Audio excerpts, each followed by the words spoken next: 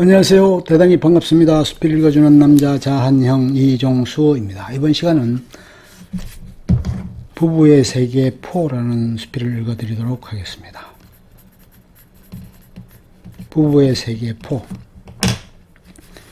여다경. 지역 유지인 아버지와 지역 셀럽인 어머니 사이에서 사랑받고 자란 철부지 외동딸. 필라테스로 다져진 늘씬한 몸매와 화려한 미모를 지닌 미인이다. 이태호와의 내연관계도 이 미모와 젊음으로 그를 사로잡음으로써 이루어졌다. 상간녀가 흔히 빠지기 쉬운 저 남자가 사랑하는 건 부인이 아니라는 나라는 착각에 빠져있다. 그래서 노골적으로 지선우를 깔보는 태도를 취한다.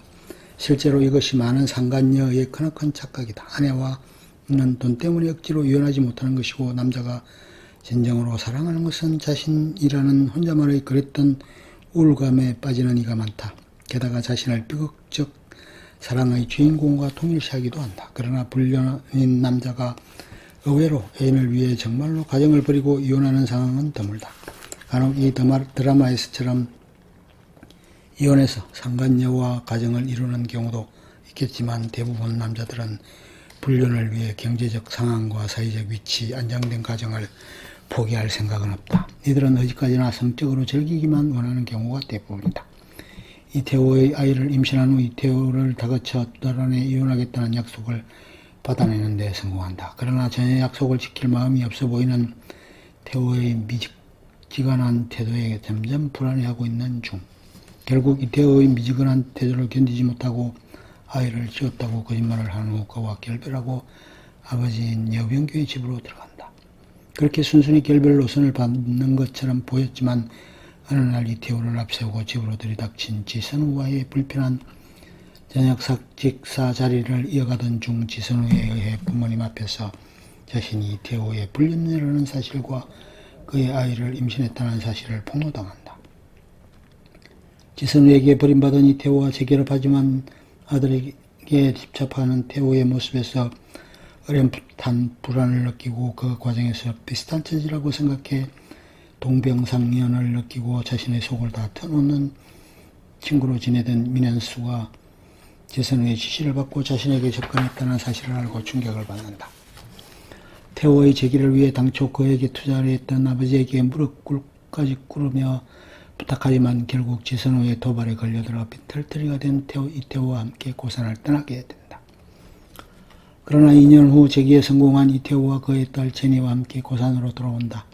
이후 자신의 주변 친구들과 이태호 동창들을 비롯한 고산시 사람들을 초대해 이태호의 복귀 천만 관객 성공 파티를 연다. 하지만 그 와중에 이태호가 자신의 아들인 준영을 집으로 데리고 와 자신과의 상의도 없이 빈방을 준영이 방이라고 말하는 모습에 불만을 표한다. 7, 8화부터는 전체인 지선우와 아들 준영이와의 연결고리를 끊어내지 못하는 남편을 의심하는 모습이 비춰진다. 지선우를 노골적으로 떠나보내려는 남편과는 달리 이제 이태호는 완전히 자신의 것이고 자신이 지선우보다 우위를 점하고 있다고 생각한다. 지선우가 이태호의 사무실에 갔다는 소식을 듣고 지선우의 병원을 찾아와 얼음장을 놓지만, 지선우의 경고에 대한 이태호에 대한 불신이 되려 더 심해진다.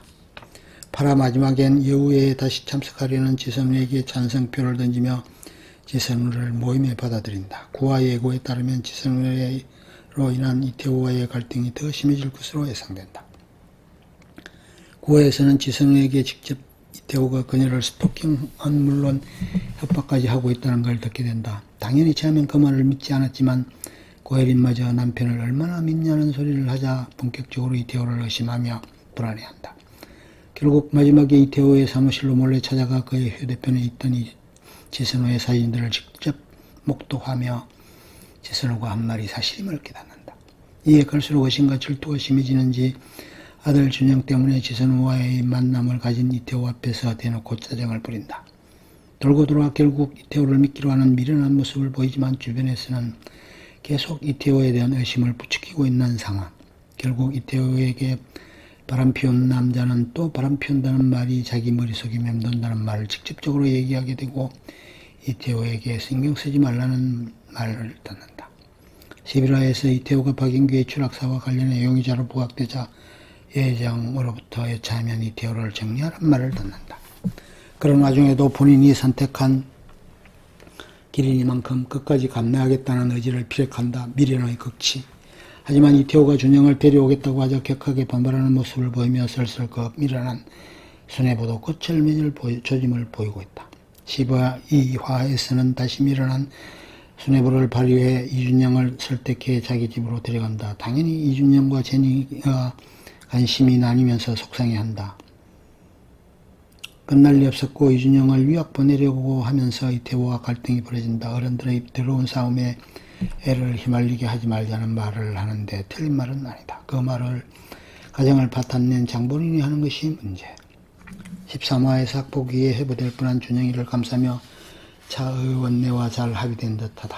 자신의 아버지가 지역 내 명망있는 유명명사인 여병교이다 보니 국회 진출을 목표로 하는 차 의원에다가 플러스로 여다경과 해강모의 공동 적대 대상인 지선우에게 꿀욕까지 안겨주는 이해관계가 합치되었다 보니 해강내 집에서는 당연히 받아야 할 조건이었다. 그 후에 여우에서 준영이를 가족이라고 포장하면서 잘 지내는 듯 위장하고 있었다. 14화에서는 지선우가 떠나고 이준영을 심리 상담사와 상담받게 하는 등 완벽한 가정을 만들기 위해 노력하는 모습을 보인다. 하지만 차 의원과 식사 자리에서 제니의 울음소리를 듣는데 이준영의 방에서 이준영과 같이 있던 제니가 넘어진 걸 보자마자 전후상박도 하지 않고 다짜고짜 때렸느냐니 얼마나 더 잘해줘야 하느냐는 말로 이준영을 몰아세운다. 하지만 이태호가 이준영을 때리며 막말을 함으로써 준영이 지선우에게 돌아가려 하자 이를 막아세우려 했으나 결국 지선우에게 진영을 빼앗기고 만다. 그럼에도 불구하고 포기 않고 지선우와 설전을 벌이면서 정신 나간 여자 당신만 없었으면 다 도와줄 수 있었다느니 온갖 비난을 늘어놓으며 최대한 지선우를 공격하려 하지만 되려 지선우에게 솔직해지자 너야말로 왜 준영이한테 집착하냐? 넌 결국 이태호와의 완벽한 가정이 더 중요한 것 아니냐는 팩폭만 맞고 이태호가 지선우와 잤다는 사실까지 직접 듣게 되며 게임 오버. 15화에서 홧김에 준영을 패고 뛰쳐나갔던 이태호가 집에 들어오자 지선우와 잤던 사실을 추궁하며 실수했다는 그의 변명에 크게 분노한다. 그래도 다음날 아침 자신은 지선우처럼 밑바닥을 보이지는 않겠다며 이태호를 용서한 듯 보였지만 이미 정이 다 떨어진 상황.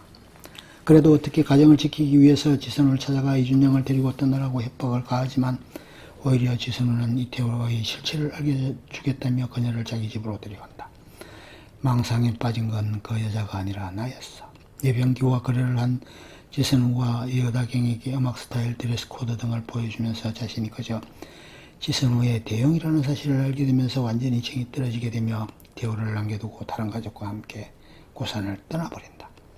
16화에서 1년 뒤를 다루는 후일담에 잠락한 현황이 나왔다. 도서관에서 공부를 하던 중 한 미남이 자신에게 커피를 전달해주며 그 작업을 걸지만 커피를 그 자리에 두고 그대로 떠나버린다. 아이러니하게도 여다경이 딸과 이태호와 함께 다시 고산에 돌아오면서 정작 여다경 자신에게 현실을 일깨워준 지선우가 병치 풍파에 휩싸이는 바람에 현실을 자각하고 이태호를 내쳐버린 여다경이 최후의 승자가 된 것이 아니냐는 시선도 존재한다.